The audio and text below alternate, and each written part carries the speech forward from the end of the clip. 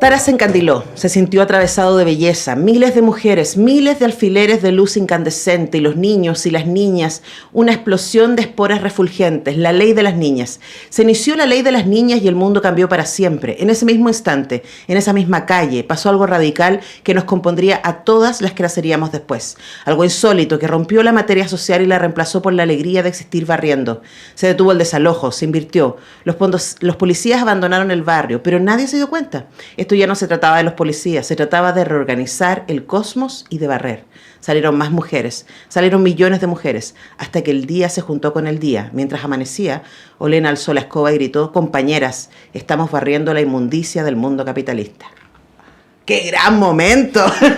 Ese es un momento épico, entre medio de mucho dolor y mucha injusticia que viven los personajes de Indócil, de Laura Ortiz Gómez, que está basada en una historia real que sucedió en 1907 en Argentina, específicamente en el barrio de San Telmo, cuando se hizo la huelga de las escobas frente a el aumento indiscriminado de parte de los dueños de las casas en donde estaban llegando a vivir de manera bastante, además, precaria, la gran cantidad de migrantes que estaban llegando a Buenos Aires a principios del siglo XX. Estamos con la autora de Indócil, Laura Ortiz Gómez. ¿Cómo estás, Laura? Hola, muy feliz de estar acá en esta radio tan linda y de compartir esta charla contigo. Bueno, estoy muy feliz de recibirte. Tusquets es la encargada de esta edición. Además, por siempre confiamos mucho en la curaduría de Tusquets, y Planeta, por supuesto, distribuye para que desde ya empiecen a buscar el libro, que a mí me sorprendió mucho, porque es un libro que está basado en un hecho histórico, pero el acercamiento es fantástico. Porque la primera voz que escuchamos es la voz de una casa. De hecho, en las primeras 2 páginas era como, ¿quién está hablando, no? ¿Quién está hablando? Y después de un rato uno entiende que quien habla es esta casa que inicialmente está habitada por una familia burguesa, y que tiene 2 sirvientas, ¿no? Y de a poco las cosas van cambiando al interior de esa casa, pero la lógica de clases, el maltrato, la lógica con los migrantes es algo que se desprende a lo largo de todo el relato. ¿Por qué te gustó esa historia? 1. Y 2, ¿por qué escogiste esta manera de acercarte a esa historia? Bueno, yo creo que hay algo muy contemporáneo y ahora más con este capitalismo mega acelerado, que ayer alguien decía turbocapitalismo, me gustó esa expresión, y es que estamos privilegiando el mercado sobre cualquier otra cosa. Y entre eso, el derecho a la vivienda, que es algo que no tenemos claro como un derecho básico. Si no tienes una casa, no tienes dónde asearte, no tienes dónde cocinar, no tienes dónde construir tu mundo afectivo y simbólico, estás en un lugar de margen tremendo. Y yo viví en Argentina como migrante, me era muy difícil conseguir casa porque no tenía un montón de papeles, avales, recibo de sueldo, bueno, un montón de cosas. Y empecé a ver que mucha gente, incluso migrantes al interior de Argentina, de otras provincias, tenían estas dificultades. No había una ley de inquilinos, no había nadie que te proteja, y había una cosa de abusos de los dueños, y me puse a investigar y me di cuenta que está muy, muy mal repartida la propiedad dentro de la ciudad. Algo así como el 80% de las propiedades están en manos del 10% de las personas.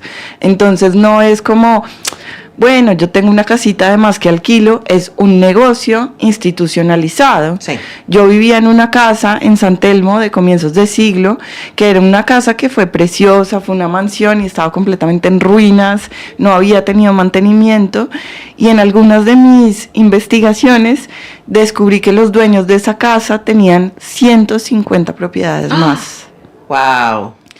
Entonces no es que yo tengo un departamentito para alquilar, esto es un negocio que tiene un gran lobby en el Congreso, en el Senado, en la Cámara, y esto hace que sea lucrar con una necesidad básica y sin ningún tipo de protección. Ahora que subió Milei, hubo por un momento muy chico una ley de inquilinos.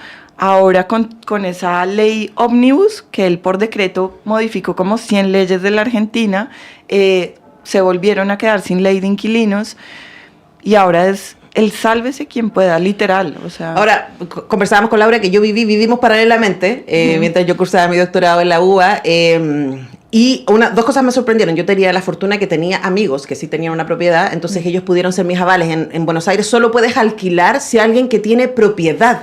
En Cava, En sea, Cava, ni siquiera en la provincia ciudad de Buenos te Aires. avala, que yo Sí. tuve la fortuna de eso. Pero la otra cosa que a mí me sorprendió muchísimo, y que me imagino que a ti como colombiana también, era que de un semestre a otro el alquiler te podía subir 20%, 30%, y uno decía, ¿cómo?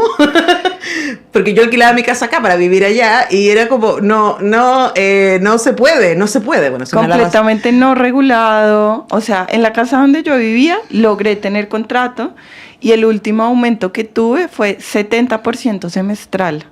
Una locura. No, Una locura. Es que yo por eso lo explicito, porque la gente en Chile no se puede imaginar que funciona así, y sobre todo para mí siempre fue un misterio cómo la gente lograba sobrevivir. Pero Laura, eso que podría ser una denuncia histórica, política, social, muy potente, tú escoges contarla desde el fantástico, si uno decide, ¿cierto? Esta casa que habla, y hay fantasmas que hablan, ¿cierto? Que aparecen desde el pasado para contar sus propias historias.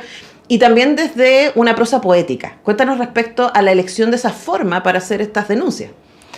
Pues yo creo que nos hace falta ahorita, especialmente con este ascenso de las nuevas derechas y con las fake news y con que la información ahora no está chequeada, nos está haciendo falta una imaginación radical para pensar posibilidades políticas, para entrenar nuestras sensibilidades a lo posible, porque estamos rodeados de cómo nos limita este sistema económico. Estamos muy precarizadas, estamos muy cansadas, estamos tristes, nos cuesta establecer vínculos afectivos unas con otras. Hablamos mucho de armar comunidad, pero ¿cuándo? ¿A qué horas? No sé ni cómo. Y creo que la imaginación es una herramienta muy potente como operación sobre la historia. Es decir, los hechos nos determinan, pero los hechos no son únicos. Los hechos son poéticos en el sentido en que tienen muchísimas implicaciones sensibles y simbólicas. Entonces yo quería atravesar una investigación histórica muy juiciosa, que sí dice, pues yo no soy socióloga, ni antropóloga, ni historiadora, aunque me gustaría. Estudié literatura, pero hice una investigación muy juiciosa tanto de la ideología anarquista como del momento, 1907, la huelga tal, pero yo sentía que para narrar lo que atravesaban esos cuerpos, necesitaba que la imaginación entrara a operar de una manera radical, y poner a hablar a una casa era una manera de concebir desde otro lugar la idea de propiedad privada, porque esta es una casa que muy joven dice, yo no soy de nadie, yo soy la casa de mí misma, y es una casa que no se identifica con los dueños. Claro, a diferencia de las otras casas del barrio con las que ellas conversan. Las otras casas le dicen, usted es bruta. Le dicen otras cosas más fuertes también. Le dicen de todo. Le dicen de todo. Ahora, el hecho de que el libro parta con, porque no es la única voz que habla, pero parte con la casa, inmediatamente también le entrega una materialidad sensual al libro, que yo creo que es muy importante. Hay mucha sensualidad en el libro. También hay erotismo, pero esa que entonces uno podría decir hay una sensualidad luminosa, pero también hay una sensualidad muy triste, muy oscura, aunque tiene que ver con los espacios, con las muertes, con las injusticias, etcétera. Hablemos de la materialidad que para ti es importante representar. Sí, yo creo que hay algo como del cuerpo, de la experiencia del cuerpo. Hemos sido, por este sistema binario patriarcal, hemos sido relegadas las feminidades o los cuerpos femeninos a una experiencia del cuerpo, ¿no? Como se supone que los hombres son racionales y tal, y nosotras somos sensibles y corporales. Y sí creo que hay una inteligencia del cuerpo que no siempre es luminosa, que tiene que ver con la vida y la muerte. Las mujeres entendemos otros lugares del inconsciente, de la temporalidad, a través de nuestros cuerpos. Y yo creo que esta casa es una metáfora pues de la gran casa, ¿no? Como de la tierra al final. ¿Quién habita la tierra? ¿Quién cuida la tierra? ¿Quién tiene derecho a la tierra? ¿Quién tiene acceso a la tierra? En un nivel material y en un nivel simbólico, porque somos cuerpos, o sea, no somos inteligencias artificiales, no somos solo discurso, también somos mamíferos que habitamos un lugar y que no hemos podido habitarlo plenamente. y yo creo que hay en la tierra y en las casas una memoria del sufrimiento que ha pasado, precisamente porque no todos tenemos acceso ni a la tierra ni a las casas. Claro, además ese conflicto que, como tú dices, es muy contingente, el de la migración, el del acceso a la vivienda, ¿cierto? El del derecho básico, ¿cierto? A poder vivir del trabajo que uno hace. También aparece un discurso que es inquietantemente contingente, que tiene que ver con el discurso de la élite. En algún momento llega Demetrio a la casa cuando él finalmente, la casa los echa a ellos, ¿no? A esta familia burguesa. Y ellos igual ya pensaban irse porque el barrio se puso malo, ¿cierto? Se puso feo, se llenó de inmigrantes. Y les deja a estas dos sirvientas la casa para que se transforme en un inquilinato y tengan inquilinos, ¿no?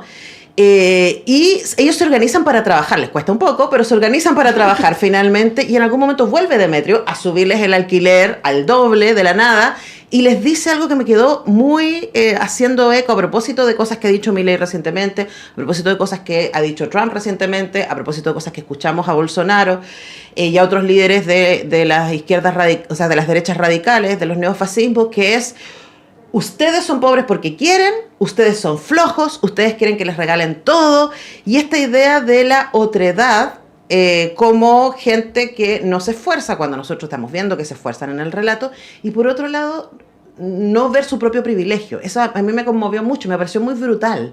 Hablemos también de esa construcción de clase que existe en el libro. Sí, pues yo creo que es muy cruel, o sea, hay cosas que mientras construía la novela pensaba mucho. Primero, en los obreros, quienes construyen las casas, que muchas veces no tienen acceso a construir su propia casa. No sé cómo sea en Argentina, pero en Colombia es así. Uh-huh. Los maestros de obra, o sea, sí, el arquitecto tiene el saber técnico, pero quien pone las manos para poner las paredes muchas veces no tiene su propia casa. Es la que dice la casa. A mí me construyeron los albañiles, ¿no? Demetrio. Exacto. Y eso es algo que a mí me aterra de este mundo, y también me aterra que así no tengas trabajo, así estés vendiendo medias en la calle, eso es un trabajo enorme, psíquicamente, emocionalmente, físicamente. Entonces aquello que decimos que no es trabajo, que es el trabajo no formal, o aquellas personas que han quedado expulsadas de este sistema capitalista, ser pobre es mucho trabajo. Es muchísimo trabajo. Es mucho trabajo, es un trabajo que no se acaba. Y además es un trabajo que está lleno de una miseria que se replica. Tienes menos posibilidad de conseguir créditos, tienes menos posibilidades de conseguir un buen trabajo, de estudios, etcétera. Entonces es difícil salir de ahí. Ahora, Laura, y recuerdo que estamos hablando con Laura Ortiz Gómez, autora de Indócil, que lo están viendo ahí para quienes nos están viendo en YouTube. Además tiene una hermosísima portada. Para cerrar, el libro tiene entonces este juego. A mí me costó un poco entrar a decir así, ¿qué estoy leyendo? Además, porque yo me gusta no investigar de los libros, sí, meterme a la experiencia, ¿no? Pero después de que uno está adentro es una delicia dolorosa, porque hay mucho, es como terciopelo quemado el libro, una especie así de cosas muy bellas, pero que también están muy dolorosamente cosidas, ¿cierto? Bordadas, uno podría decir. ¿Cómo sientes tú que ha sido la recepción del libro hasta ahora? ¿Tú sientes que te hemos leído bien? Sí, yo creo que sí, y me conmueve tu lectura. En realidad hay algo, esto que dices de terciopelo quemado, qué imagen tan poética y bonita. Pues en Colombia yo había escrito un libro anterior que es de relatos que tienen que ver con el conflicto armado colombiano, uh-huh, con la ruralidad, y ese libro le fue muy, muy bien en Colombia y en otros países. Entonces yo tenía este miedo como de primero meterme con una historia de un país que no es el mío, una cosa tan poética, porque los cuentos son más una narración más tradicional, pero también yo siento que la escritura tiene que ser un lugar de incomodidad para uno, y la sinceridad artística es no estar seguro de lo que estás haciendo, tomar un riesgo. Y esto fue un riesgo también que ponía en riesgo como mi ingreso, porque uh-huh, digamos puede no gustar este libro, pero en Colombia ha sido maravilloso cómo lo recibieron. Acá también, acá creo que hay una comprensión, cercanía con Osur, y el sábado, mañana, uh-huh, voy para Buenos Aires, que va a ser la prueba de fuego, porque vamos a ver... ¿Qué dicen allá? Sí. No, les va a ir bien. Además, especialmente la gente que tiene el espíritu un poco de este libro y que se está haciendo estas preguntas, me parece que es una hermosa, hermosa manera de entrar. Laura Ortiz Gómez, autora de Indócil, gracias por venir al estudio, gracias Jimé, de Planeta por traerla. Nosotros tenemos que ir a la pausa en este programa que hoy día va a ir muy rápido, ya regresamos.